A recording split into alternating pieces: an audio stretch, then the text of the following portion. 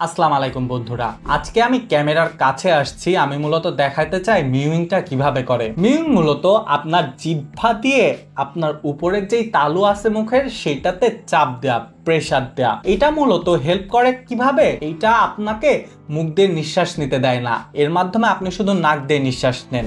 সমস্যাটা হচ্ছে মিউইং শিখতে শিখতে অনেকের 1-1.5 বছর সময় লেগে যায় বা ভুল মিউইং করে, এর জন্য আরো সমস্যা দেখা দেয়, যেমন ব্রেথিং সমস্যা।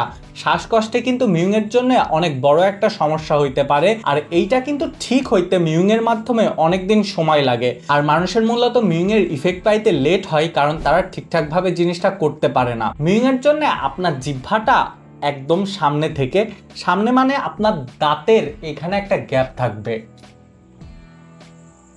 এইখানে হালকা একটু গ্যাপ থাকবে, দাঁতের সাথে কিন্তু একবারে লাগবে না। তারপর আপনার জিহ্বার পিছের অংশটুকু একদম উপরের তালুর সাথে লাগবে। আপনি তারপরে প্রেসার দিবেন। এখন প্রেসার দেওয়ার সময় আপনি দেখবেন আপনার এই যে জ লাইনের এই দুইখানে একটা প্রেসার পড়তেছে। এই দুইখানে যখন প্রেসার পড়বে আপনি তখন ভাববেন যে হ্যাঁ, আমি মিউইংটা ঠিক করতেছি। যদি এইখানে প্রেসার না পড়ে অন্য কোনোখানে প্রেসার লাগে, তখন কিন্তু মিউইং ঠিক করতেছেন না আপনি। আর এইটা করলে দেখবেন যে আপনার নিঃশ্বাস আরও উন্নত হচ্ছে। আর আরেকটা জিনিসের মাধ্যমে চেনা যায় মিউইং ঠিকঠাক করলে, এই যে এই মাথার এই পিঠের হাড় আর এই জ লাইনের এই হাড়টায় একটা গ্যাপ আসে, যে এখানে টাচ করলে বোঝা যায় যে একটা গ্যাপ অনুভব করা যায়।